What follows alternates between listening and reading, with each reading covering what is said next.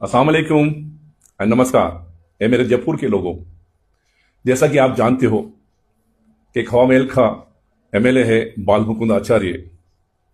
उसका कल बयान हमने देखा कि उस बंदे ने ये कहा कि अजान से लोगों को दिक्कत होती है, परेशानी होती है,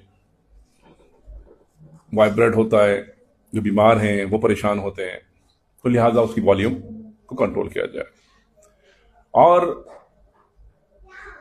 ये इस तरीके से कहा गया कि जैसे ऐसा लग रहा है कि अजान जो है लोगों के ऊपर जुल्म कर रही हो।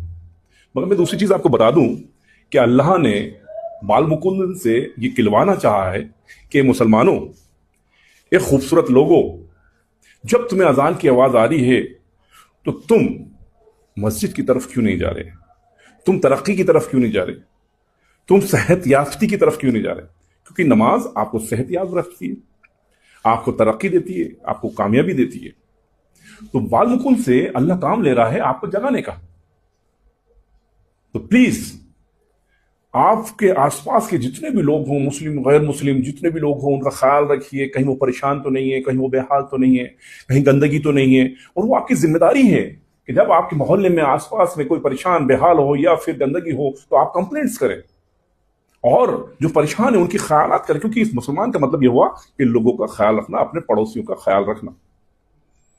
लिहाजा बाल मुकुंद साहब से निकलना कुछ चाहिए था और निकल गया कि नफरत टाइप वाला।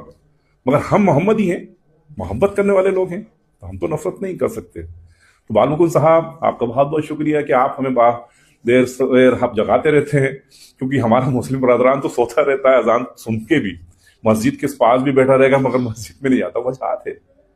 तो उसको ये मालूम नहीं कि नमाज से जिस्मानी ताकत मिलती है, जिस्म पे हुकूमत होती है, नफ्स पे हुकूमत होती है।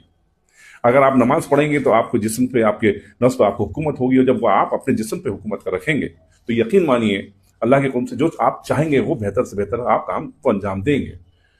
और जितने भी आपके आसपास बीमार हैं, कुछ भी होता है, खुदा के लिए उनका ख्याल रखिए, उनसे मोहब्बत करिए, उनको आपके जरिए कोई तकलीफ ना हो ये खासा ख्याल रखिए। क्योंकि अल्लाह ने फरमाया कि आपके जरिए अगर किसी को तकलीफ होती है तो आप मेरे बंदों में से कैसे हो सकते हैं? क्योंकि आप हुजूर मोहम्मद के उम्मती हैं, तो आपके हर कदम से, आपकी बोली से, आपकी रहने सहने से किसी को तकलीफ ना हो, ये पैगाम है एक सच्चे मुसलमान का। लिहाजा बाल मुकुंद साहब, मैं आपका शुक्रिया अदा करता हूं कि आप देर सवेर हम लोगों को जगाते रहते हैं। और मैं अपने लोगों से ये दरख्वास्त करूंगा, प्लीज अपने बच्चों को फजर में उठाएं, पास की मस्जिद में लेके जाएं, उनको नमाज पढ़ाएं, उसके बाद 2-5-7 किलोमीटर दौड़ाएं, भगाएं। जो भी आस पड़ोस के अफराज के लोग मिले उनसे उनकी खैरियत पूछें।